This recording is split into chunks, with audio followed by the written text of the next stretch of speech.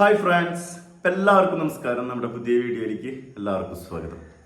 അപ്പോൾ ടെർബോ എന്നൊരു പടത്തിന്റെ വിജയത്തിന് ശേഷം മമ്മൂട്ടിയുടെ അടുത്ത പടം റിലീസിനൊരുങ്ങുകയാണ്. ഏകദേശം ഓൾമോസ്റ്റ് എല്ലാ വർക്കുകളും കഴിഞ്ഞു. അവസാന മിനുക്കുമണികളിലാണ്. പടത്തിന്റെ പേര് ടെർബോയ്ക്ക് ശേഷം വരുന്ന പടം ബസൂക്ക, മമ്മൂക്ക. അപ്പോൾ ടെർബോയുടെ വിജയം ഒരു മഹാവിജയമായി മാറി. പടം മമ്മൂട്ടിയുടെ ഒരു ഡ്രീം ആയി കഴിഞ്ഞ് 100 കോടിയിലേക്ക് എത്തുമെന്ന ഒരു പ്രതീക്ഷയില്ലാത്തൊരവസ്ഥയിലാണ് പോകുന്നത്. കാരണം പടം ഇപ്പോൾ ഓൾമോസ്റ്റ് തിയേറ്ററുകളിലൊക്കെ വിഡ്രോ ചെയ്ത് കഴിഞ്ഞു. എന്തായാലും നല്ലൊരു ഏകദേശം 70 ക്രോഡ്സിനടുത്ത് പടം ടച്ച് ചെയ്ത് കഴിഞ്ഞു.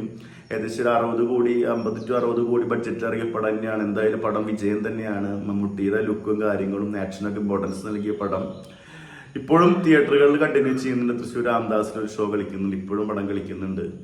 അപ്പോൾ നമ്മൾ കൽക്കി എന്ന് പറയുന്നത് ബസൂക്കിലേക്ക് വരുമ്പോൾ ഡിനു ഡേവിസ് സംവിധാനം ചെയ്യുന്ന ആദ്യത്തെ മൂവി ആട്ടോ. നവാഗത സംവിധായകനായ ഡിനു ഡേവിസിന്റെ ആദ്യത്തെ മൂവി. അപ്പം എല്ലാം നമുക്ക് ഇപ്പം എത്ര ആള് നമ്മുടെ ഇൻഡസ്ട്രിയിലേക്ക് കൊണ്ടുവന്ന് പുതിയ സംവിധായകന്മാരെ ചിന്തിക്കേണ്ടിയിരിക്കുന്നു. ഒരുപാട് പുതുമുഖ സംവിധായകന്മാരെ നമ്മുടെ ഇൻഡസ്ട്രിയിലേക്ക് കൊണ്ടുവന്ന മഹാനടൻ അതൊരു ബിഗ് സെല്യൂട്ട്. അപ്പോൾ ഏകദേശം ഒരു 1.5 വർഷമായിട്ട് ഇതിന്റെ പിന്നാലെയാണ്. അതിൻ്റെ ഇടയ്ക്ക് ടെർബോ കയറി വന്നത്.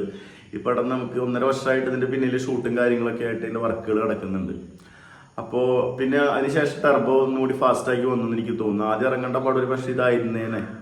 എനിവേ, അപ്പോൾ പടം ഏകദേശം ഫൈനൽ വർക്കുകളൊക്കെ നമുക്ക് അടുത്ത മാസം ലാസ്റ്റോ അല്ലെങ്കിൽ ഓണർ റിലീസൊക്കെ ആയിട്ട് നമുക്ക് പ്രതീക്ഷിക്കാം. ഇതിന്റെ ടീസറും ഫസ്റ്റ് ലുക്ക് പോസ്റ്ററൊക്കെ നമ്മൾ കണ്ടിരുന്നു. ടീസർ ഇറങ്ങാൻ പോകുന്നുണ്ട്. അപ്പോൾ ഇതിലും നമുക്കവിടെ ലുക്ക് എന്നൊക്കെ പറഞ്ഞ് കഴിഞ്ഞാൽ സ്റ്റൈലിഷ് ലുക്കും കാര്യങ്ങളൊക്കെ തന്നെയാണ്. ആള് തൊക്കൊക്കെ പിടിച്ചിട്ടുള്ള ആളെ സാധനം തന്നെയാണ് പിടിക്കുന്നത്.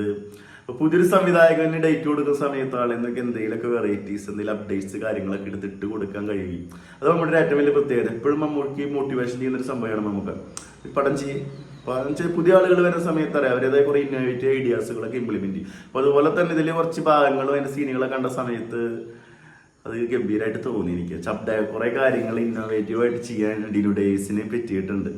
അപ്പൊ ഏകദേശം ഒരു 30 കോടി രൂപ ബഡ്ജറ്റിൽ വരുന്ന ഒരു ബിഗ് ബഡ്ജറ്റ് മൂവി തന്നെയാണിത്. അപ്പൊ അതിൽ യാതൊരു സംശയവും വേണ്ട. അപ്പൊ അതിൻ്റെതായ രീതിയിൽ എല്ലാ കാര്യങ്ങളും ഉണ്ടായിരിക്കും. വലിയ താരനിര ഉണ്ട് കേട്ടോ. മമ്മൂട്ടി, ഗൗതം വാസുദേവൻ നായർ, ഗായത്രി അയ്യർ, ബാമാരും, ഷൈൻ ടോം ചാക്കോ, ബാബു ആന്റണി, സണ്ണി വെയിൻ, ഹക്കീം ഷാ, ഐശ്വര്യസ് മേനോൻ, ദിവ്യ പിള്ള, സിദ്ധാർത്ഥ് ഭരത്, വമ്പൻ താരനിര തന്നെയാണ്. പിന്നെ ഇതിൽ മ്യൂസിക് ഇങ്ങനത്തെ പടങ്ങളിൽ മ്യൂസിക്കിന് ഭയങ്കര ഇമ്പോർട്ടൻസ് ഉണ്ട്. കാരണം അതിന്റെ രസം വേറെ. ഇപ്പൊ ടെർബോലൊക്കെ ഭയങ്കര രസമായിട്ട് ചില BGM ഒക്കെ. എങ്ങനെയായാലും കുറച്ച് ത്രില്ലർ വിഭാഗത്തിൽ പെടുന്ന മൂവി ആകുമ്പോൾ ഇത് പ്രത്യേകിച്ച് ത്രില്ലർ എന്ന് പറയാൻ പറ്റില്ല, ഗെയിം ത്രില്ലറാണ്. ഗെയിം ത്രില്ലർ മലയാള സിനിമയിൽ ആദ്യമായിട്ടാണ് തോന്നി എനിക്ക്. വേറെ മലയാളം പടത്തിൽ വന്നിട്ടുണ്ടെങ്കിൽ നിങ്ങൾക്ക് അറിയാച്ചൊന്ന് കമന്റ് ബോക്സിൽ പോവാം. ഗെയിം ത്രില്ലർ വിഭാഗത്തിൽ പെടുന്ന ഒരു മൂവിയാണ്. അപ്പൊ എന്തായാലും അതിന് BGM നല്ല ഇമ്പോർട്ടൻസ് ഉണ്ട്. ഇതിൽ BGM ചെയ്തിട്ടുള്ള വിതിൻ മുകുന്ദനാണ്. വിതിൻ മുകുന്ദനെ കുറിച്ച് നമുക്ക് പറയേണ്ട കാര്യമില്ല. ഓസ്ലർ അതുപോലെ റോഷാക്ക്, മമ്മൂട്ടിയുടെ എല്ലാ പടത്തിലും ആളുകൾ ഒരു ടീമായിട്ട് തന്നെ മാറും. അപ്പൊ അതിൽ ഗംഭീര BGM ഉണ്ട്. റോഷാക്കിലൊക്കെ BGM കണ്ടിട്ടില്ല. അപ്പോൾ BGMന് ഭയങ്കര ഇമ്പോർട്ടൻസ് ഉണ്ട്. അത് ഇതിൽ കറക്റ്റായിട്ട് ഇംപ്ലിമെന്റ് ചെയ്തിട്ടുണ്ട്. പിന്നെ സിനിമോഗ്രാഫി നിമിഷ രവിയാണ്, സ്റ്റണ്ട് മഹേഷ് മാത്യു, എഡിറ്റിംഗ് നിഷാന്ത് യൂസഫ്. പിന്നെ VFSനൊക്കെ നല്ല ഇമ്പോർട്ടൻസ് ഇതിൽ കൊടുത്തിട്ടുണ്ട്. കാരണം ഇതിൽ അവസാനം കുറച്ച് VFSും കാര്യങ്ങളൊക്കെ ആയിട്ട് കുറച്ച് കാര്യങ്ങളൊക്കെ വീണ്ടും പൈസ പമ്പ് ചെയ്തിരുന്ന കേൾക്കുന്നത്. പിന്നെ ഈ പടത്തിന്റെ ഷൂട്ട് കൂടുതൽ വിദേശത്തൊക്കെ നല്ല രീതിയിൽ ഷൂട്ട് നടന്നിട്ടുണ്ട്. വിദേശ രാജ്യങ്ങളൊക്കെ ഷൂട്ട് നടന്നിട്ടുണ്ട്. എനിവേ, മമ്മൂട്ടി ആരാധകർക്ക് ഒരു ഫാൻ ബേസ് മൂവി ആവുമെന്ന് എനിക്ക് തോന്നുന്നു ഇതിലെ കാര്യങ്ങളൊക്കെ കണ്ടിട്ട്.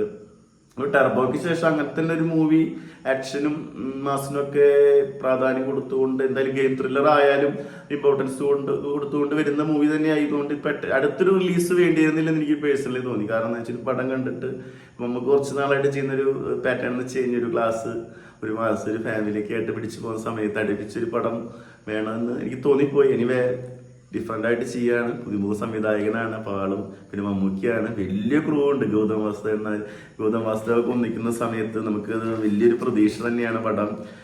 അപ്പോൾ നമുക്ക് വെയിറ്റ് ചെയ്യാം. ആ ലുക്കും കാര്യങ്ങളൊക്കെ താടി വെച്ചിട്ട് ഭീഷ്മപർവത്തിന് ശേഷം പുതിയ ലുക്ക് വീണ്ടും താടി വെച്ച് വരുന്നു. അപ്പൊ നമുക്ക് വെയിറ്റ് ചെയ്ത് വലിയൊരു ഇൻഡസ്ട്രി തന്നെ ആവട്ടെ. എല്ലാവിധ ആശംസകളും. നമുക്ക് 100 കോടി ഫിലിമിൽ വരട്ടെ എന്ന് ആഗ്രഹിക്കുന്നു. അപ്പോൾ വീഡിയോ ഇഷ്ടപ്പെട്ട എല്ലാവരും ലൈക്ക് ചെയ്യുക, ഷെയർ ചെയ്യുക, സബ്സ്ക്രൈബ് ചെയ്യുക. അടുത്തൊരു വീഡിയോ ആയിട്ട് വീണ്ടും വരാം. ഇതെൻ്റെ ഒരു പേഴ്സണൽ ഒപ്പീനിയനാണ്. ഞാൻ അറിഞ്ഞ കാര്യങ്ങൾ വെച്ച് ഷെയർ ചെയ്യുന്നു മാത്രം. അപ്പോൾ എല്ലാവരും സപ്പോർട്ട് ചെയ്യാം. ബൈ മുകേഷ്.